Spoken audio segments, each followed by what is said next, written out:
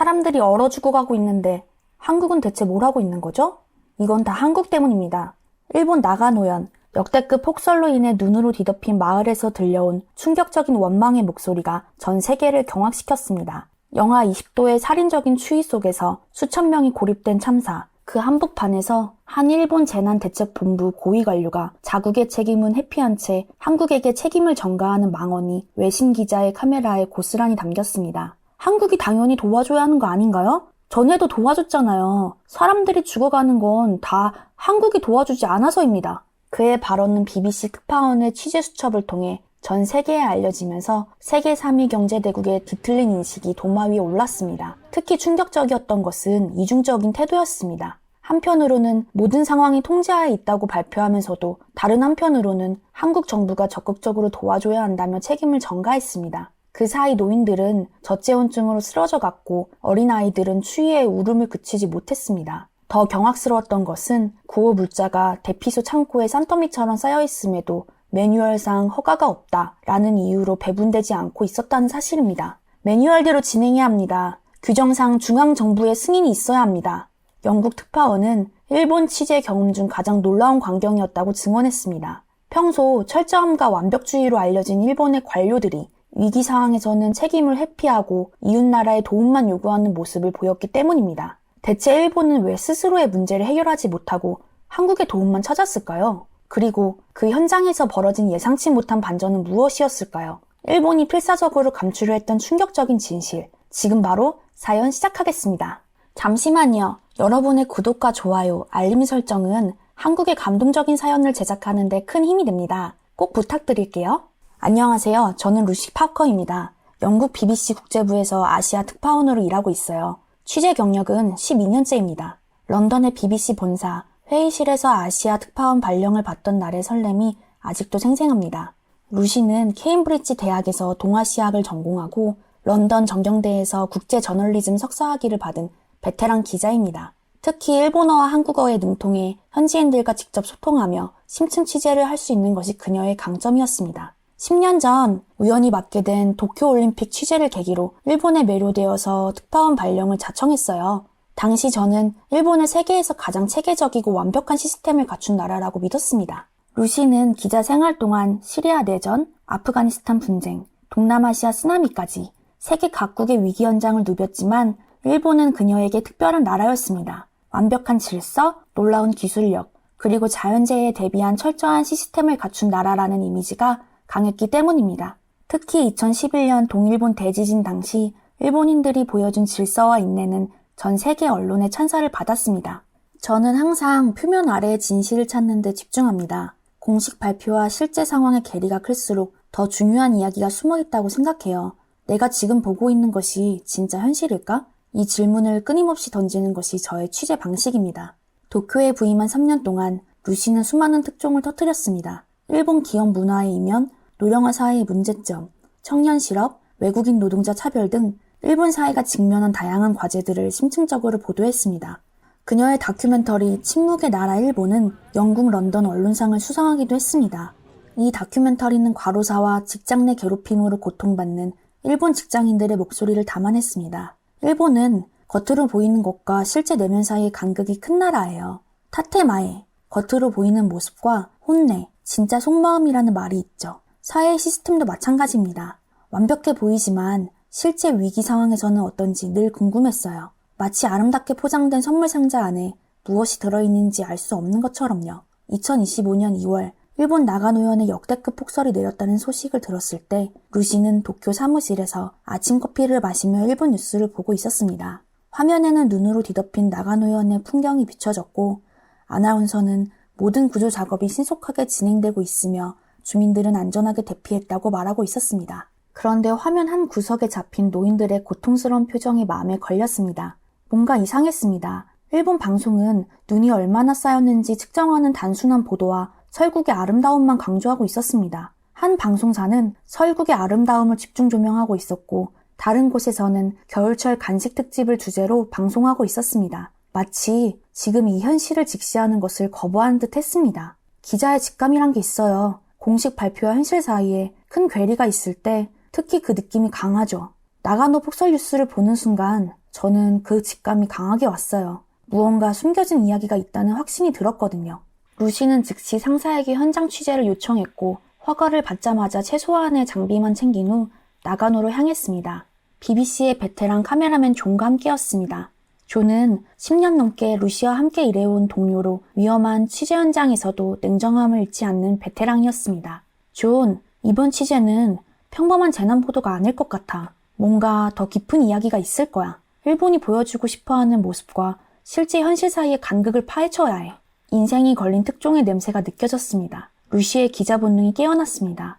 이번 취재는 단순한 재난 보도를 넘어 더 깊은 진실을 파헤치는 중요한 작업이 될 것임을 그녀는 확신했습니다. 그리고 그 확신은 나가노에 도착하는 순간 현실이 되었습니다. 나가노행 신칸센은 폭설로 인해 중간에 멈춰섰습니다. 루시와 존은 어렵게 구조대 차량을 얻어 탄 후 매서운 눈보라를 뚫고 나가노현으로 향했습니다. 도로 상황은 상상 이상으로 열악했습니다. 눈보라가 너무 심해 앞이 제대로 보이지 않았고 차는 미끄러지고 몇 번이나 위험한 상황을 맞았습니다. 이 상태라면 목적지까지 몇 시간이 더 걸릴 수도 있습니다. 운전기사가 한숨을 쉬며 말했습니다. 몇 시간 후 겨우 도착한 현장에서 루시가 본 광경은 충격 그 자체였습니다. 일본 방송에서 보여주던 설국의 아름다움과는 전혀 다른 모습이었습니다. 마을 전체가 눈에 파묻혀 있었고 사람 키를 훌쩍 넘는 3m에 가까운 눈이 쌓여 있었습니다. 도로는 완전히 차단되었고 집들은 지붕만 보일 정도로 눈에 덮여 있었습니다. 이게 정말 일본인가? 루시는 저도 모르게 중얼거렸습니다. 대피소로 지정된 지역 체육관에는 수백 명의 사람들이 몰려 있었습니다. 노인들은 담요 한 장 덮은 채 떨고 있었고 아이들은 배고픔에 울음을 터뜨리고 있었습니다. 더 충격적인 것은 대피소 바로 옆 창고에 구호물자가 산더미처럼 쌓여 있는데도 배분되지 않고 있다는 사실이었습니다. 왜 이 구호물자들을 나눠주지 않는 건가요? 배분해야 하는 거 아닌가요? 루시가 물었을 때 검은 정장을 입은 공무원의 대답은 예상을 뛰어넘었습니다. 규정상 중앙정부의 승인이 있어야 합니다. 매뉴얼대로 진행해야 합니다. 매뉴얼과 규정, 생명이 위태로운 상황에서도 그들은 규칙에 얽매여 있었습니다. 루시는 이해할 수 없었습니다. 첫 번째 사망 소식이 전해진 것은 루시가 도착한 지 채 하루도 지나지 않았을 때였습니다. 85세의 노인이 자택 앞 제설 작업 중 변을 당했다는 소식이었습니다. 왜 그 나이의 노인이 직접 제설 작업을 해야 했나요? 루시가 현장 공무원에 물었지만 돌아온 답변은 건조하기만 했습니다. 매뉴얼상 각자 자기 집 앞은 스스로 치우게 되어 있습니다. 그날 하루 동안 비슷한 사고로 8명이 목숨을 잃었습니다. 대부분이 70세가 넘는 고령자였습니다. 세계에서 가장 빠른 속도로 고령화가 진행되는 나라에서 재난 시 고령자 보호 대책은 믿기지 않을 만큼 허술했습니다. 루시는 상황을 더 넓게 파악하기 위해 지역 전체를 취재하기로 결정했습니다. 다행히 구조대원의 도움으로 인근 니가타 공항까지 이동할 수 있었습니다. 공항에 도착했을 때 그곳의 광경은 대피소보다 더 충격적이었습니다. 공항 터미널 전체가 임시 대피소로 변해 있었습니다. 1,600명이 넘는 사람들이 바닥에 앉거나 누워 밤을 지새우고 있었습니다. 그 중에는 한국인 관광객들도 있었습니다. 공항 관계자들은 불가항력적인 상황이라며 어깨만 으쓱였습니다. 매뉴얼에는 분명 승객 대피 요령이 상세히 적혀 있었지만 실제 현장에서는 아무도 그것을 실행하지 않았습니다. 루시는 취재 중 특이한 광경을 목격했습니다. 한국인 관광객 그룹이 놀라울 정도로 체계적으로 움직이고 있었던 것입니다. 그들 중 일부는 주변 상점들과 협상해 담요와 도시락을 대량으로 구해왔고 다른 이들은 노약자들이 편히 쉴 수 있는 공간을 만들어내고 있었습니다. 심지어 즉석에서 통역자원봉사자 그룹을 조직해 외국인 관광객들을 도와주고 있었습니다. 이런 광경을 지켜보며 의아했습니다. 루시는 현장에서 바로 취재 수첩에 기록했습니다. 일본의 재난대응 매뉴얼은 세계적으로 인정받는 수준이었고 저 역시 그동안 그것을 깊이 신뢰하였습니다. 하지만 실제 위기 상황에서 매뉴얼은 그저 서류 속의 글자에 불과했고 오히려 매뉴얼에 없는 자발적인 움직임이 더 효과적으로 작동하고 있었습니다. 그날 밤 임시 숙소로 마련된 호텔 창 밖으로 끝없이 쏟아지는 눈을 바라보며 루시는 깊은 생각에 잠겼습니다. 눈이 내리는 모습은 한없이 고요하고 아름다웠지만 그 눈 속에 묻혀가는 것은 단순히 도시의 모습만이 아닌 것 같았습니다. 완벽하다고 믿었던 시스템의 민낯이 그 차가운 눈발 속에서 서서히 드러나고 있었습니다. 일본 방송에서는 여전히 눈높이 비교 같은 가벼운 퍼포먼스가 이어졌습니다.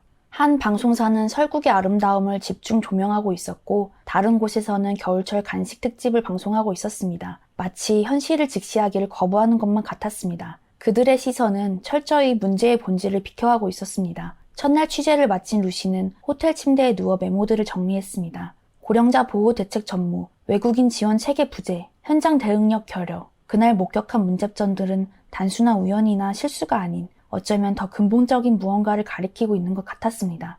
그때는 미처 알지 못했습니다. 이것이 루시가 알던 일본의 표면적인 모습을 벗겨내고 그 속에 감춰진 민낯을 마주하게 되는 시작이었다는 것을요.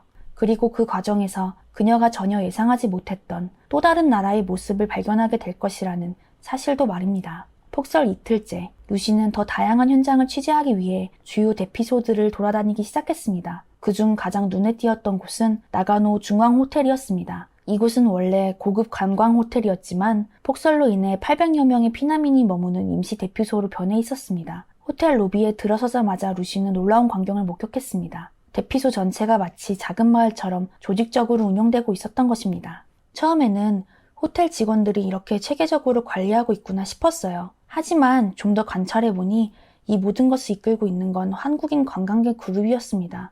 약 50명 정도의 한국인 관광객들은 스키 여행을 왔다가 폭설에 갇힌 상황이었지만 그들은 단순히 도움을 기다리는 대신 직접 대피소 운영에 나섰습니다. 호텔 로비는 각 구역별로 나뉘어 있었고 구역마다 한국인 담당자가 배치되어 있었습니다. 그들이 만든 시스템이 정말 인상적이었어요. 구역별로 노인, 아이들이 있는 가족, 외국인 관광객들을 분류해 각각의 필요에 맞게 지원하고 있었거든요. 한국인 그룹의 리더로 보이는 김민수 씨는 평소 기업 위기관리 컨설턴트로 일한다고 했습니다. 그는 즉석에서 재난대응 시스템을 구축했고 다른 한국인들은 각자의 전문성을 살려 역할을 분담했습니다. 우리는 그냥 할 수 있는 일을 하는 겁니다. 규칙을 기다리기보다는 필요한 것을 바로 해결하는 게 중요하죠. 민수 씨의 휴대폰 화면에는 나가노 긴급대응 그룹 채팅방이 열려 있었습니다. 그곳에서는 각 구역의 상황과 필요한 물품, 의료 지원이 필요한 사람들의 정보가 실시간으로 공유되고 있었습니다. 한국인 의사 한 명은 로비 한쪽에 즉석 진료소를 차렸고 IT 전문가는 배터리가 부족한 사람들을 위한 충전 스테이션을 설치했습니다. 심지어 요리사 출신 관광객은 제한된 식자재로 따뜻한 국물을 만들어 나눠주고 있었습니다. 반면 일본 공무원들은 여전히 매뉴얼과 서류 작업에 집중하고 있었습니다. 그들은 중앙정부의 승인 없이는 창고에 있는 구호물자를 배분할 수 없다며 고집했습니다. 식사 시간, 더욱 극명한 차이가 드러났습니다. 도시락이 도착했지만 일본인 담당자들은 정해진 배급 시간과 장소를 고수했습니다. 한국인들은 즉시 배식팀을 구성해 몸이 불편한 노인들과 아이들에게 직접 음식을 전달했습니다. 매뉴얼에 정해진 방식대로 해야 합니다. 일본인 담당자가 말했지만 이미 많은 사람들이 한국인들의 도움으로 따뜻한 식사를 하고 있었습니다. 셋째 날 아침, 뜻밖의 사건이 일어났습니다. 일본 재난대책본부 고위 관료가 현장 점검차 호텔에 도착했습니다. 주민들의 불만이 쏟아지자 그는 갑자기 한국인 구호 활동가들을 향해 분노를 터뜨렸습니다.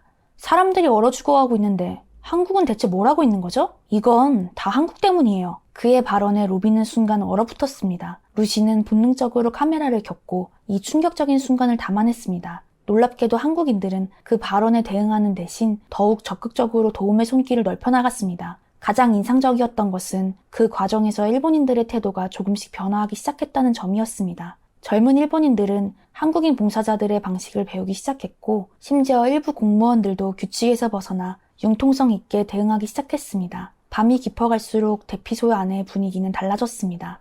매뉴얼과 규정으로는 설명할 수 없는 사람과 사이의 자연스러운 협력이 이루어지고 있었습니다. 루시는 취재 수첩에 이렇게 적었습니다. 오늘 나는 위기 상황에서 드러나는 두 문화의 본질적 차이를 목격했다. 한쪽은 매뉴얼에 얽매여 움직이지 못하고 다른 쪽은 상황에 맞게 유연하게 대응한다. 이것은 단순한 성격 차이가 아닌 위기를 바라보는 근본적인 시각의 차이다. 폭설이 나흘째 계속되자 상황은 더욱 심각해졌습니다. 식량은 줄어들고 있었고 전기 공급도 불안정했습니다. 하지만 루시가 주목한 것은 대피소 안에서 벌어지는 두 문화 간의 미묘한 충돌과 협력이었습니다. 처음에는 단순히 성격 차이라고 생각했어요. 하지만 이것은 문화의 차이였습니다. 위기 상황에서 드러나는 정반대의 대응 방식이었죠. 가장 뚜렷한 차이는 의사결정 방식이었습니다. 일본인 관리자들은 모든 결정을 중앙집권적으로 내렸고 상부의 승인 없이는 어떤 행동도 취하지 않았습니다. 반면 한국인들은 문제가 발생하면 즉각 현장에서 해결책을 찾아 실행에 옮겼습니다. 일본식 접근법은 철저한 매뉴얼과 규정에 기반합니다. 그들에게 매뉴얼은 성경과도 같아요. 루시는 현장에서 만난 일본 재난관리학 교수의 말을 인용했습니다. 하지만 때로는 이 완벽주의가 발목을 잡습니다. 모든 상황을 예측할 수는 없으니까요. 실제로 대피소 한쪽에서는 일본인 담당자들이 구호물자 배분을 위한 회의를 시작했습니다. 누구를 우선순위로 둘 것인지, 어떤 기준을 적용할 것인지를 논의하는 동안 시간만 흘러갔습니다. 그 사이 한국인 관광객들은 자신들의 비상식량을 꺼내 임시 배식소를 만들었습니다. 보세요. 교수가 말했습니다. 매뉴얼에는 민간인들의 식량 공유에 대한 항목이 없습니다. 하지만 때로는 이런 자발적인 움직임이 공식 절차보다 더 효과적일 수 있죠. 저녁이 되자 또 다른 사건이 일어났습니다. 구호품을 실은 트럭 한 대가 도착했지만 폭설로 호텔 주차장까지 진입하지 못했습니다. 일본인 담당자들은 다시 매뉴얼을 확인하기 시작했고 상부의 지시를 요청했습니다. 그 사이 한국인들과 몇몇 일본인 젊은이들이 자발적으로 인간띠를 만들어 눈길을 걷기 시작했습니다. 눈보라 속에서 수백 미터를 오가며 상자들을 나르는 그들의 모습에 대피소 안의 공기가 변하기 시작했습니다. 아침에 한국인들을 비난하던 중년 남성의 얼굴이 붉어졌습니다. 그는 말없이 자리에서 일어나 물자를 나르는 줄에 동참했습니다. 점차 더 많은 사람들이 그 뒤를 따랐습니다. 저들을 보세요. 교수가 말했습니다. 저것이 바로 진정한 위기 대응입니다. 매뉴얼은 기본 지참일 뿐 실제 상황에서는 사람들의 자발적인 참여와 협력이 더 중요하죠. 대피소 안에서는 점차 미묘한 변화가 일어나고 있었습니다. 일본인 젊은이들은 한국인들의 실용적인 문제 해결 방식을 배우기 시작했고 한국인들은 일본인들의 체계적인 조직력을 받아들이기 시작했습니다. 두 문화가 서로에게서 배우는 모습이었습니다. 우리는 너무 오랫동안 매뉴얼과 규칙에 갇혀서 살았던 것 같아요. 한 젊은 일본인 자원봉사자가 루시에게 말했습니다. 이번 경험을 통해 때로는 규칙을 벗어나 생각할 필요가 있다는 것을 저는 배웠어요. 다음날 아침 예상치 못한 갈등이 일어났습니다. 재난대책본부에서 파견된 차토 국장이 대피소를 방문했습니다. 그는 비공식 구호 활동을 즉시 중단하라고 명령했고 특히 한국인들의 활동을 문제 삼았습니다. 여러분, 모든 구호 활동은 공식 채널을 통해 이루어져야 합니다. 이런 무질서한 활동을 하시면 오히려 혼란만 가중시켜요. 그러나 놀랍게도 일본인 피난민들이 한국인들을 옹호하고 나섰습니다. 그들 덕분에 우리가 살았습니다. 대체 공식 지원은 어디에 있다는 거죠? 가장 놀라운 반전은 현장 책임자였던 타카하시의 행동이었습니다. 그는 상관인 차토 국장 앞에 나서서 한국인들의 활동이 얼마나 많은 생명을 구했는지 증언했습니다. 수많은 사람들 앞에서 자신의 상관에게 반기를 드는 모습은 일본 문화에서 상상하기 어려운 광경이었습니다. 타카하시 씨의 용기는 정말 놀라웠어요. 루시는 회상했습니다. 일본 사회에서 그런 행동은 정말 엄청난 결단이 필요한 거예요. 이것은 위기 속에서 진정한 리더십이 무엇인지 보여주는 순간이었습니다. 이 갈등 상황은 우연히 현장에 있던 다른 외신 기자들에 의해 촬영되었고 이 영상은 급속도로 세계 언론에 퍼져나갔습니다. 일본 정부는 곤란한 상황에 처했고 결국 차토 국장은 철수할 수밖에 없었습니다. 위기의 순간에 두 문화의 장점이 결합되는 모습은 감동적이었습니다. 한국인들의 실용적이고 융통성 있는 접근법과 일본인들의 체계적이고 조직적인 시스템이 만나 시너지를 발휘하기 시작했습니다. 위기는 우리의 민낯을 보여줍니다. 재난관리학 교수가 루시에게 마지막으로 남긴 말이었습니다.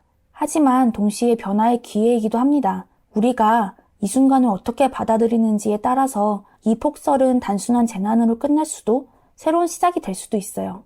창밖에서는 여전히 눈보라가 휘몰아치고 있었습니다. 하지만 대피소 안에서는 작지만 분명한 변화가 시작되고 있었습니다. 사람들은 이제 서로를 바라보기 시작했고 매뉴얼이 아닌 실제 필요한 것이 무엇인지를 고민하기 시작했습니다. 폭설이 일주일째 이어지던 날 마침내 하늘이 맑아지기 시작했습니다. 구조대와 제설작업 차량들이 속속 도착하면서 고립되었던 나가노는 조금씩 외부 세계와 연결되기 시작했습니다. 루시는 마지막 취재를 위해 다시 현장을 찾았습니다. 지금부터가 진짜 중요한 이야기의 시작입니다. 사람들이 폭설 속에서 무엇을 경험했고 그것이 어떻게 보도될 것인지요. 루시는 모든 취재를 마치고 영국 런던의 BBC 본사로 돌아와 취재 영상을 편집하기 시작했습니다. 특히 일본재난대책본부 차토 국장이 한국을 향해 책임을 전가하는 장면과 한국인들의 자발적인 구호 활동 장면을 중심으로 다큐멘터리를 구성했습니다. 제목은 눈 속에 감춰진 진실이었습니다. 작업을 거의 마무리할 즈음 일본 외무성에서 BBC 본사로 연락이 왔습니다. 공보관은 공손하지만 단호한 어조로 다큐멘터리에 부정확한 내용이 있을 수 있다며 방송 전 협의를 요청했습니다. 이는 사실상 압력이었습니다. 기자로서 저는 쉽지 않은 선택의 기로에 섰습니다. 협조하면 일본에서의 향후 취재 활동이 더 수월해질 수 있었지만 진실을 타협할 수는 없었어요. 다큐멘터리가 BBC에서 방영된 다음날 일본 사회는 충격에 빠졌습니다. 정부는 서둘러 기자회견을 열고 일부 왜곡된 정보가 퍼지고 있다며 해명에 나섰지만 이미 영상은 소셜미디어를 통해 전 세계로 퍼져나갔습니다. 가장 뜨거운 반응은 일본 국내에서 일어났습니다. 많은 일본인들, 특히 젊은 세대는 자국 정부의 대응에 비판적인 소리를 내기 시작했습니다. 소셜미디어에서는 한국인에게 감사합니다라는 해시태그가 트렌드가 되었고 일부 일본 언론도 조심스럽게 이야기를 다루기 시작했습니다. 루시는 다큐멘터리 방영 한 달 후 후속 취재를 위해 다시 나고나를 찾았습니다. 이제 눈은 거의 녹았고 마을은 일상을 되찾아가고 있었습니다. 하지만 주민들의 마음속에는 무언가 변화가 일어난 듯 했습니다. 한국 분들이 아니었다면 더 많은 사람이 죽었을 거예요. 대피소에게 만났던 일본인 노인이 루시에게 말했습니다. 왜 우리 정부는 한국의 도움을 인정하지 않는 걸까요? 다큐멘터리 방영 이후 루시는 재난 현장에서 취재에 도움을 주었던 다나카 지역신문 기자에게서 메일을 받았습니다. 그는 진실을 알린 대가로 신문사에서 해고되었다고 했습니다.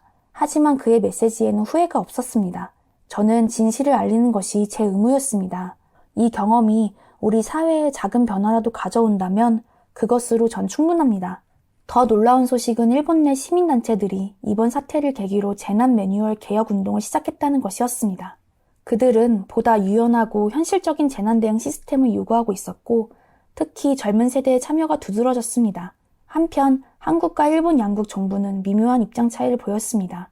일본 정부는 여전히 공식적으로 한국의 역할을 구체적으로 언급하지 않았습니다. 모든 국제적 지원에 감사하고 있다라는 원론적인 입장만 반복했습니다. 반면 한국 정부는 인도주의적 지원은 당연한 것이라며 담담하게 대응했습니다. 더 의미 있는 변화는 정부 차원이 아닌 민간에서 일어났습니다. 루시는 최종 보고서에 썼습니다. 나가노에서 만난 일본인과 한국인 관광객들은 서로 연락처를 교환하고 지속적인 관계를 유지하고 있었습니다. 그들은 이번 경험을 통해 서로의 문화를 더 깊이 이해하게 되었다고 말했습니다. 폭설 한 달 후 나가노현에서는 한국인 관광객들을 초청해 감사의 뜻을 전하는 작은 행사가 열렸습니다. 공식 행사는 아니었지만 현지 주민들이 자발적으로 마련한 것이었습니다. 그 자리에서 한 일본인 노인이 한 말이 루시의 마음에 깊이 남았습니다. 눈은 모든 것을 덮어버리지만 또한 모든 것을 드러내기도 합니다. 이번 폭설은 우리가 얼마나 취약한지 그리고 위기 속에서 진정한 인간성이 무엇인지를 보여주었습니다. 루시의 다큐멘터리는 전 세계 언론상을 수상했고 그녀는 재난보도의 새로운 표준을 제시했다는 평가를 받았습니다. 하지만 그녀에게 가장 의미 있는 것은 이 보도가 두 나라 사이의 작은 이해의 다리를 놓는데 기여했다는 사실이었습니다. 폭설은 모든 것을 멈추게 했지만 동시에 새로운 시작을 열어주었습니다. 때로는 가장 춥고 어두운 순간에 가장 따뜻한 인간성이 빛을 발휘한다는 것을 배웠습니다. 위기 상황에서 드러난 한국과 일본의 대조적인 모습이 인상적이었습니다. 매뉴얼에 갇혀 행동하지 못하는 일본의 시스템과 상황에 맞게 유연하게 대처하는 한국인들의 실용성이 극명하게 대비되었죠. 규칙이 먼저냐? 사람이 먼저냐? 이 차이가 생사를 가르는 순간이었습니다. 여러분은 어떻게 생각하시나요? 한국인의 빨리빨리 문화와 따뜻한 정문화가 때로는 위기 상황에서 강점이 될 수 있다고 생각하실까요? 아니면 일본의 체계적인 매뉴얼 중심의 이 접근법이 장기적으로 더 효과적일까요? 댓글로 여러분의 생각을 들려주세요.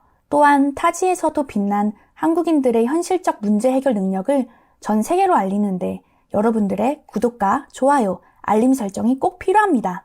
주변 분들에게도 영상을 공유해 주시면 우리 한국의 우수함을 알리는 첫 걸음이 되실 거예요. 오늘도 시청해 주셔서 감사합니다.